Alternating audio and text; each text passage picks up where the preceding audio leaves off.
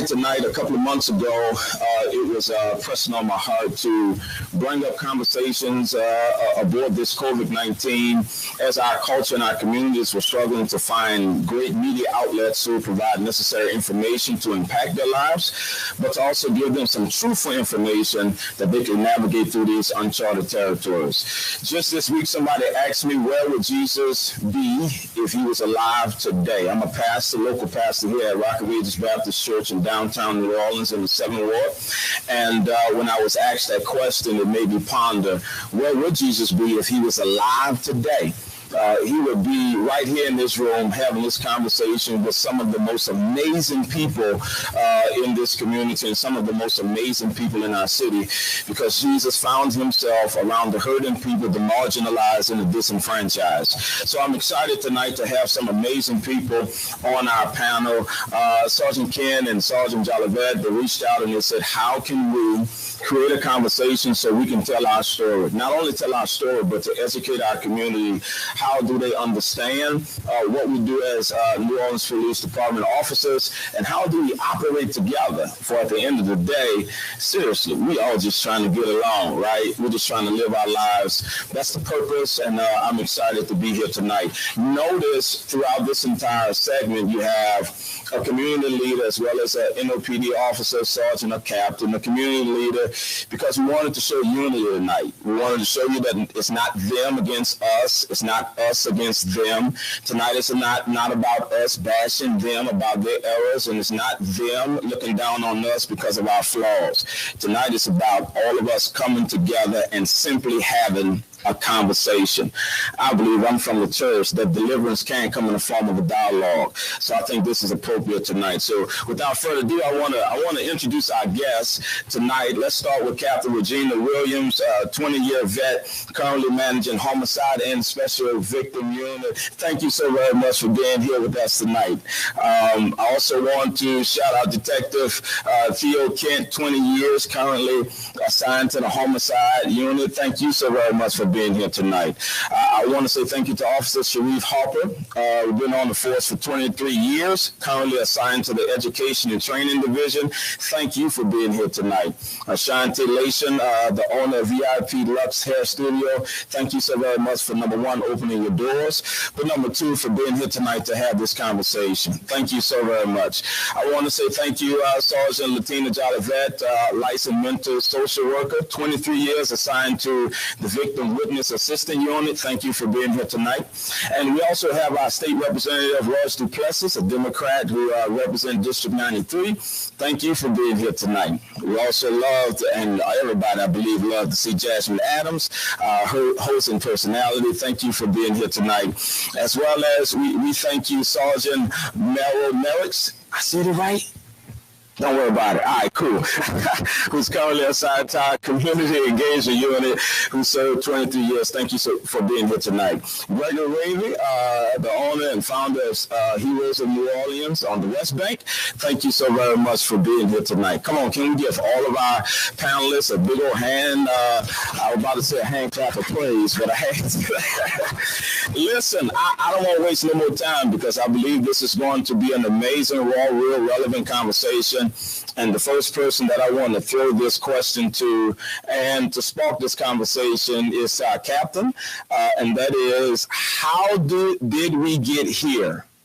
We're not in this location, but how did we get here as a community? And you can throw it to whoever you decide to, but how did we get here? And let me tell you from my perspective.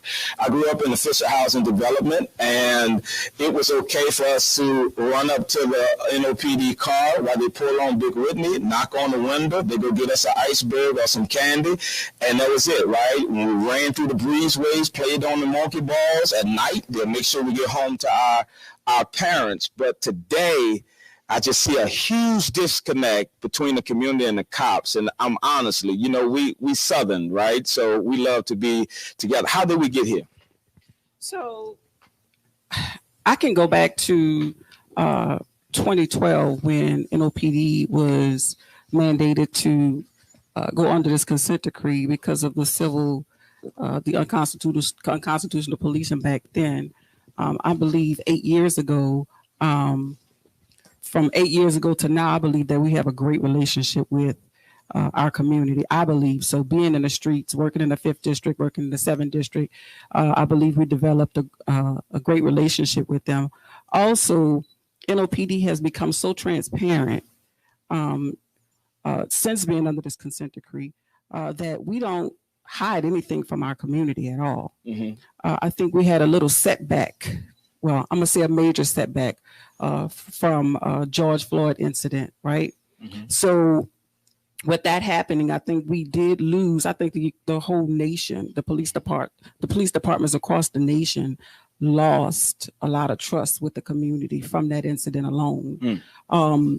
I believe that police officers personally was hurt, disgusted. So many things that I could say about it, but I want to be, kind of professional about it. I'm sorry.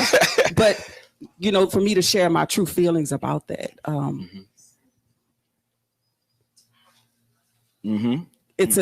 I cried. Yeah. I'm gonna be totally honest with you. And I do want the community to know that I am human, and I do feel the same things that you guys feel. When you hurt, I hurt. And believe the officers hurt also, and I cried for a few days with my family, and just to see it, it's unexplainable. Yeah. It's really unexplainable. But this is how we got here today. I believe that us being under consent decree for the amount of time that we have been has been a great thing. And I believe that police departments across the nation should try it. It actually helps us with the community and gaining trust with the community, being transparent and allowing them to be a part of us. Wow. Allowing them to be a part of us. Yeah. Allowing them to see what goes on inside, starting from our kids. We have to train them, up. I mean, you ask kids today, do they want to be a police officer? I just want to know how many would say yes. Yeah. Just because of the civil unrest. Wow. I want to get back to that. I want to get back to kids saying, I want to be a police officer. Wow. And not shying away from it. Wow. Because of what's going on in the community right now. Merrick, let me throw your community engagement unit. What have you seen down through the years? 23 years, man. You had to see a lot from the Callio to the Magnolia to the West Bank to the East Bank. Just talk to me about that development down through the years. Well, let's acknowledge something first, because you asked, how did we get here? Nationwide, worldwide, there's a problem with racism, social injustice, and so forth. But one thing I noticed here in New Orleans, we don't have that problem. Wow, yeah. And it has a lot to do with, because the majority of the officers sitting here, well, all of us actually, we are products of our community. So we came from our community. I think that's a point where we all pause and put our hands together, right? No, seriously, I think that's a point where we clap that up. In order to get where you want to go, you got to know where you come from. Absolutely. Number one. So we with NOPD, and that's what I love about this department. We have embraced the fact that we cannot do anything without the community. Wow. When I came on this job, we had the COPS program, and I worked in the St. Bernard project. And I used to ask, why are officers assigned just to the project? But then when things started happening, I started realizing those people only trust those officers that they saw every single day. Absolutely. And that's something that we're going back to now. We took a hit with manpower issues in the past, but our superintendent is going back to that now because it works. And the community has embraced it. And like the captain said, we're transparent, but at the same token, we hold our officers accountable. We have the EPIC program, which means ethical policing is courageous. What you saw with George Floyd would not have happened here, because we don't depend on the community to step in and say that's not right. Our officers step in and say that's not right. So we have a moral obligation to say, hey, we got to clean our house before we go out and clean somebody else's house. So that's one thing I love. That's one thing we pushing, but we want the community to know as well. We, like you said earlier, the kids used to run to the police. Yeah, I remember that. So we're trying to get back to that, because we don't want people to run from the police. We want people to run to the police. Yeah. So we tell our officers, when you're in the community, let your windows down, step out of the vehicle, go meet people. Don't wait till they come to you. Yeah. You go to them and you talk to them and you let them see the human side of you. Let them see beyond the badge, behind the uniform, the type of person that you really are. Because as long as we got that disconnect, there's no communication. And without communication, there's no progress. Wow. I have to come to Kent real fast before we come to the community. And that is, Kent, I want you to describe to me, how did it feel the next day after the murder of George Floyd, how you felt as an NOPD officer? Well, describe that to me. Well, first, I was totally angry, just from even seeing and consistently seeing the video over and over and over. So I was totally angry. But the strange part about it is, I also felt at that very moment, after I kind of got just calmed down a little bit about it, I started to think, oh no, now I'm about to go to work and I'm going to go through the community and people are going to be looking at me and saying, you are part of that and you represent that. I'm not going to be able to go eat nowhere. Because I got people feeling like, oh, that's what you approve of. And there's no way possible we could ever approve of that. I co-signed with Sergeant Merrick's and Captain Williams said that here, that would not have happened. We would not sit there and even almost allow that to happen here with this department. So that's it. It was kind of just all over the place. Mentally, I was all over the place because I was angry at one sense, but then I knew that when I walked out my door to go to work and I put on that uniform, now I represent something that society or the community is mad at. Yeah. So I'm mad at individuals who represent my profession, but I'm also understanding that the community is going to be mad at me for what I'm wearing. So it was just all over the place. Wow. State Representative Royce Duplessis, all that's going on in the city and all that's going on around the state, you have to show up to the Capitol, and you're hearing things like defund the police department. You're hearing things like all of the social disparities that we have in our community. You're hearing things like, I'm going to be honest with you, I'm a pastor, but I slide into that bipartisanship, that I'm Black conscious and Black culture, but I also know that I have a church to protect. And so go and represent the city and go and represent all of us. Talk to me, man. How all this makes sense to you? Well, let me just start off by pointing out that we're all public servants, and my fellow public servants who wear uniform, they come at it from a different angle than I come at it from. When I see what the challenges that many of our law enforcement have to deal with, I often look at them and say, wow, that's something I could never do. Yeah. Right. So I have a great appreciation for those who are willing to take on that challenge and that sacrifice. Just like I know many people look at the work that I do and say, man, I could never do that. Dealing with the politics and dealing with a lot of the stuff that we see up in Washington and that we see in Baton Rouge and even here in New Orleans. Everybody's trying to come at this with the best intentions. And we all have to do a better job trying to understand one another, right? We have to do a better job listening. And we can't paint with a broad brush or stereotype. So I just want to just kind of start there. Yeah. Just laying that foundation. Now, with that said, with all of the talk that's going on right now around defund the police, I think there's been a lot that's been miscommunicated and misunderstood, but we also have to respect the emotion in terms of where it's coming from. And we have to understand what's meant by that. When I listen to that and when I hear that message being said, George Floyd, to me, representing just a tipping point. It was not the moment. It was just a tipping point that was sort of the culmination of many years of people felt like what was mistreatment. And now with cell phone cameras being able to capture it, it was just that time where folks said, okay, we've had enough. Defund the police. And when we get off into that conversation, I think the overwhelming majority of certainly New Orleanians, and if you go beyond even New Orleans, the country would say that we shouldn't get rid of the entire law enforcement, because you need law enforcement. But we do have to take a serious look on what our priorities are. Wow. Yeah. Right. If we say if we say that we care about communities and we care about families and children and promoting society, well, let's have a hard look at it, what our priorities are. And the best way you can identify your priorities is by looking at the budget. Now, that's a hard conversation to have. But the facts are that the New Orleans Police Department is funded annually at roughly $200 million a year. Now, if you pivot just slightly to the New Orleans Recreation Department, they're funded annually roughly about $14 to $16 million a year. Now, I think that's really what we're getting at when we're talking about, quote unquote, defunding the police, because the fact of the matter is, and Frederick Douglass said it the best, that it's easier to build strong women and children. Strong children than it is to fix broken men and women.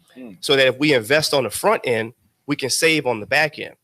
I believe that law enforcement should all be working themselves out of a job so that we don't have to have as many spend as much on law enforcement as we do if we invest in social programs like recreation, like education. And I can talk about it at the state level as well. You know, we're spending way more to incarcerate than we are educating children. Wow. Right. Wow. I mean, that's just a fact. So I think the conversation is, at least the way I look at it, is not abolish or get rid of the police. In fact, I believe police need to be paid for what they're worth. That if we pay police officers properly, then you would boost morale and you would get a better product. You get what you pay for.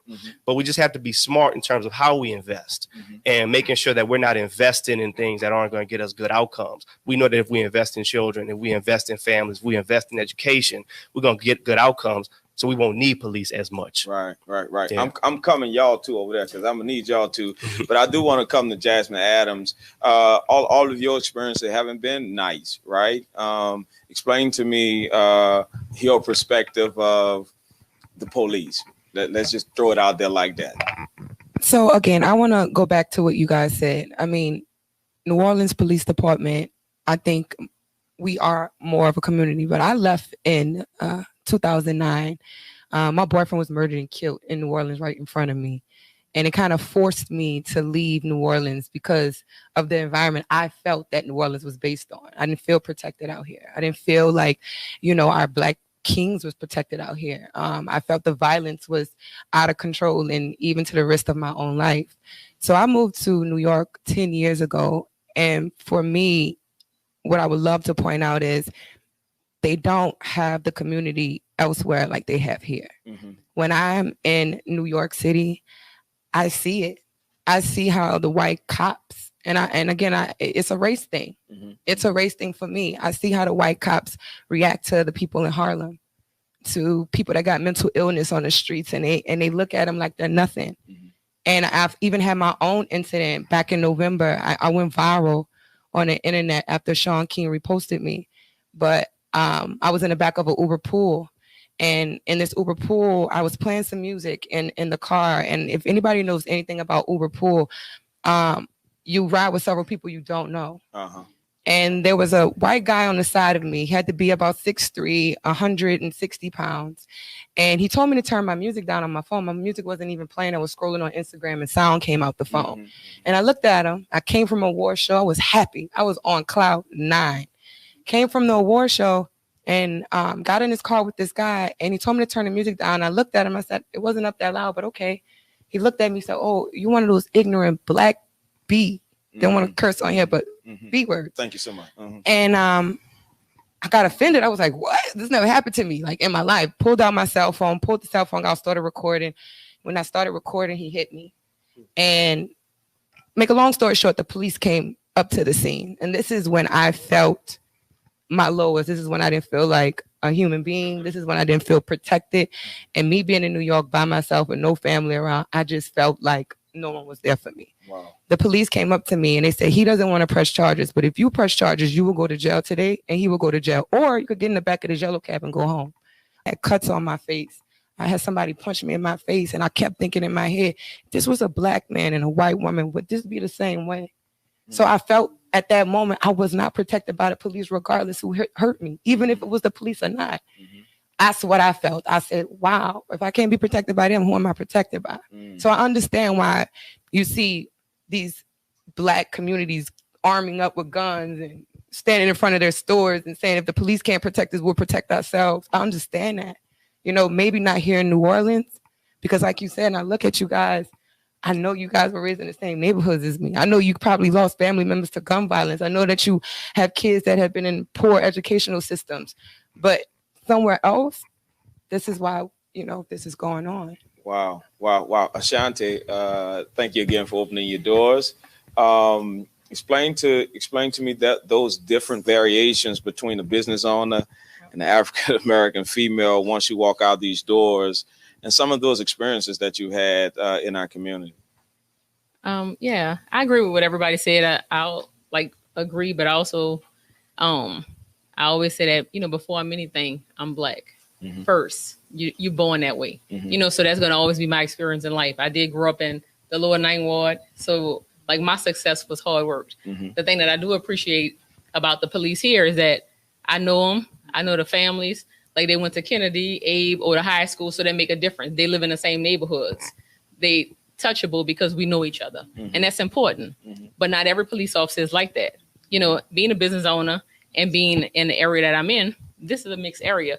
But I've also seen and had to step in several times just because, I think I'm a mother of the community, because especially with kids, because I love children.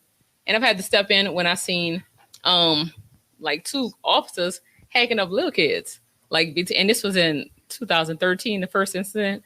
And those kids just riding bikes when they have kids that skateboard in this area too, and never was stopped. And they were between 5 and 12 years old. It was 6 little boys. And I went out there because they had them on the ground, telling them, without their parents and accusing them of something. How can you accuse these little children without their parents? And when I went out there, they said, I said, yeah, I'm the aunt. Mm-hmm. I never met those kids, but I stepped in because they could have been my kids. Wow. And me talking to them made a difference. Mm-hmm. But, those kids are kids. Mm-hmm. I think us seeing each other with respect is always important, mm-hmm. no matter who it is, And then also talking to your fellow officers. If they're not doing something right, check them in that moment, but even if you see other officers in other places doing something wrong, check them on social media. Social media make you global. Mm-hmm. A lot of people know me places that I may have or may have never been because of social media. Mm-hmm. And if it's something I disagree with, then I say that, mm-hmm. Mm-hmm. Mm-hmm. So y'all too, I'm coming. I'm still coming because y'all two are very important. But our Officer Sharif and Sergeant Jolivet, I want to throw this twofold because it's a large area. But I believe both of you all dealing with the education and how do we educate, and Detective Kent been on me heavy about it, right? How do we get that education to the community as it relates to a police officer have to show up to the scene with at least about 500 rules, right? And they're going to try to put a fire out amongst people who live by no rules at all. Right. So, but I don't think the community understand the protocol and the policies and the procedures and the education part of it. And Sergeant Jolivet, how is it mentally therapeutic? Because, the media and things, and we're going to get to that in a few minutes, dehumanize police officers. Right.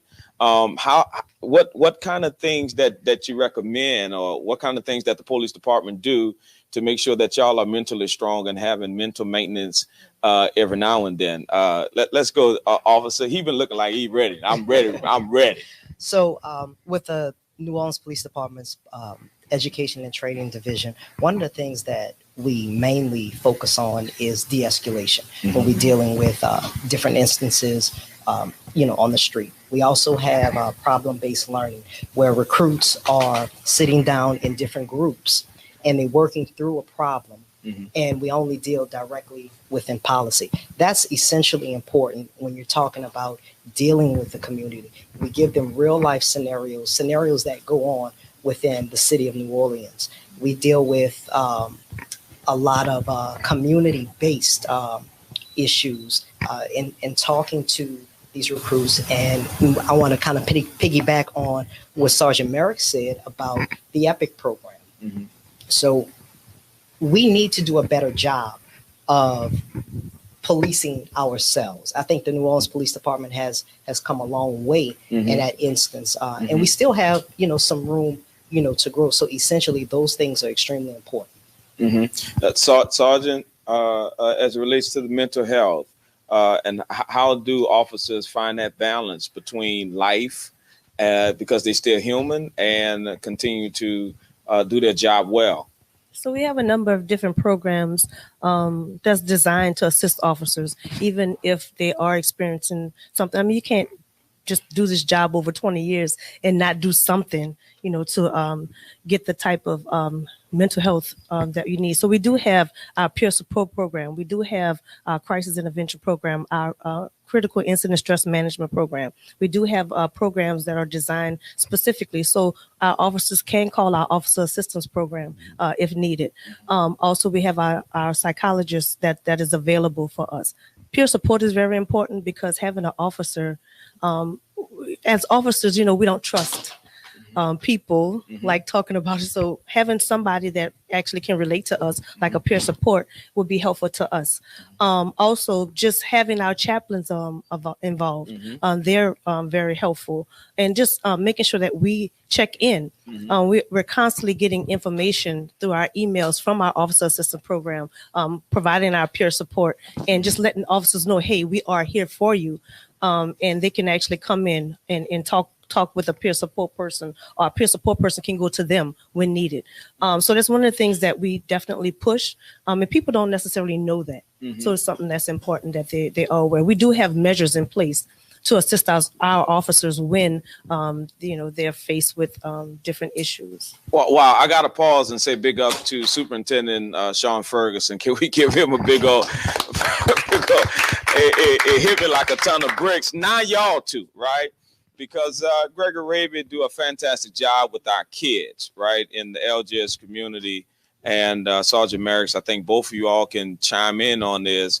How early do we need to start this education piece with our kids? When I was growing up, they had DARE, Officer Friendly, various other programs to kind of get us acquainted with the police department and kind of filling us in to all of the do's and the don'ts.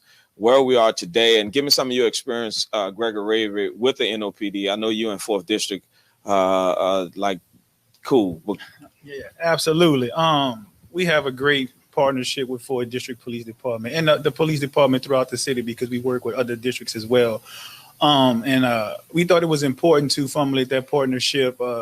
When one meeting we had with our youth, about 20 kids, we went around the room and we asked them, on a scale of 1 to 10, how much you think you have the support of the police department and community leaders, and no one raised their hand on 10. Wow. No one raised their hand until we got to 5, right? Wow. So we thought it was important that we be the bridge between the police department and the community, so that way we can let kids understand that they're, like they said, human just like us, but also understand that they spoke about how when they go to the scene, you have 500 different things that they have to think about, but you have to think about a youth, a young adult, go to a scene and haven't been trained out one bit, right? My mom never walked me into a police station and said, this is how you do when you get pulled over by a police officer for the first time or the second time, right? So our kids, we was taught coming up, me and you come up together in the Fisher Project, we was taught to run. Yeah. Right. And so you see a lot of kids run from the police. And fast, say, okay, So, okay, well, why are we running? Because that's what we was told to do by people who we trust and love, right? We was getting stopped, and they asked us why we run. We were like, I don't know. But that what you was taught. It was to run. So again, I think it's very important that we begin to educate our youth at a young age, and we're working on a program right now to do that. But educate our youth at a young age, and this is how you deal with a police officer on your first encounter. This is what you look for. This is what you should be expected across the board, and it shouldn't be no surprise to the police officer or the youth, right? And so that's a more comfortable situation. We even have adults not trained on how to deal with that situation. So I think it's very important that we, again, further have this conversation so we can get our youth prepared to deal with that first encounter. Sergeant Merrick? Yeah, we NOPD has embraced the fact that we want to change a generation. Yeah. In order to change the generation, we have to start with the youngest. So we have spoken with our officers. We train our officers, like I say, some of the things we do at the academy. And one of the things I did, I had some donations of some teddy bears that was donated to the police department. So I supplied each officer with 2 teddy bears, and I asked them, when you're on the street, you see a kid, just stop and hand them that teddy bear. That interaction alone can change a generation. Wow. Okay. So we also have, we're in the process of starting a DARE program again. Right now, it was on the back burner because of the COVID situation, and it starts in the schools. So once we're allowed to go back into the schools, the DARE program will be implemented again.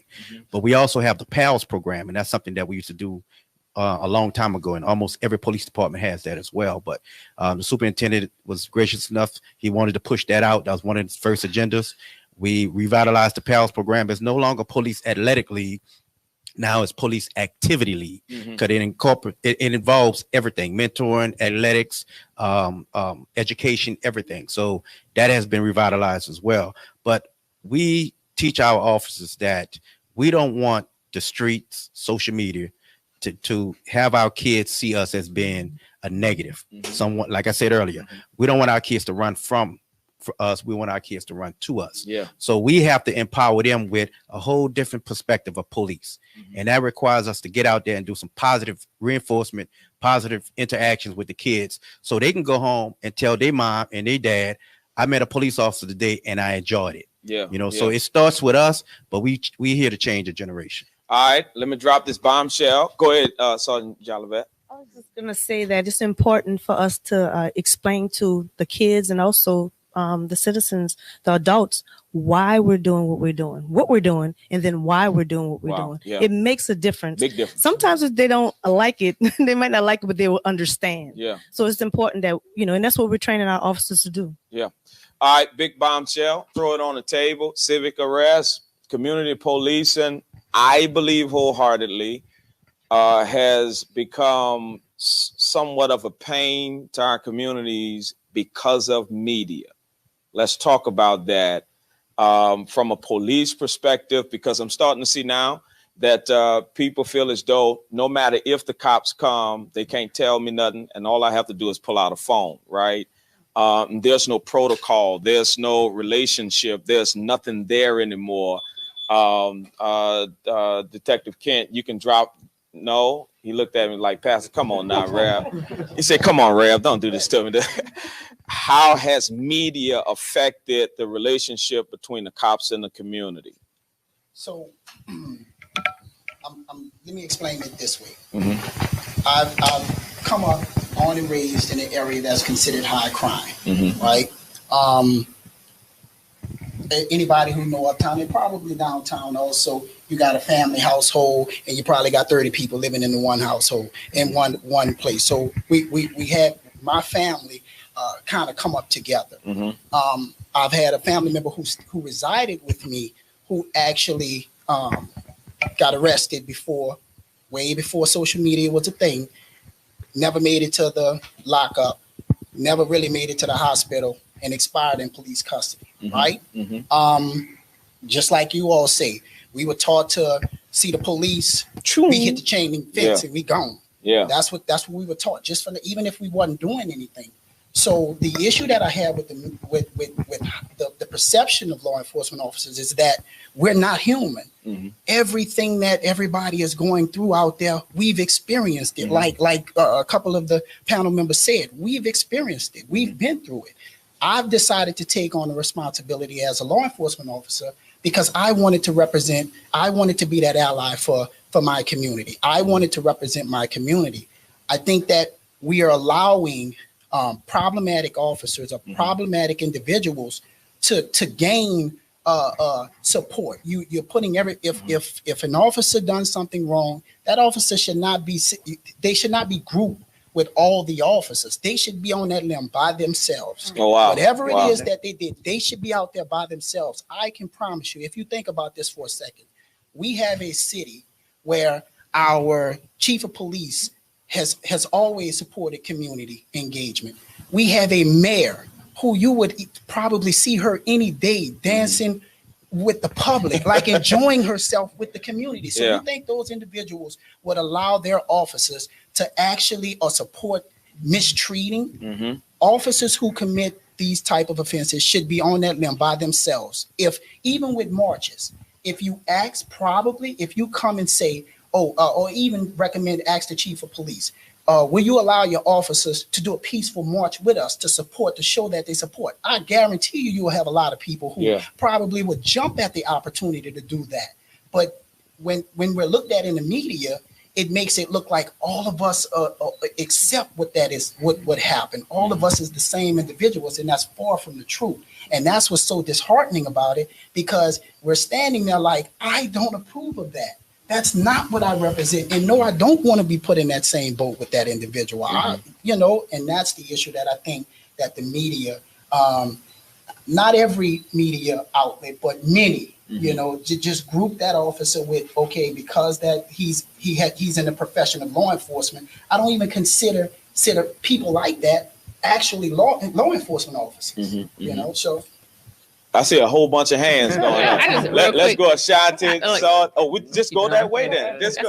Real quick, I think social media is important, because it does give the people a voice. Because just like you say, you guys get grouped, we get grouped as people.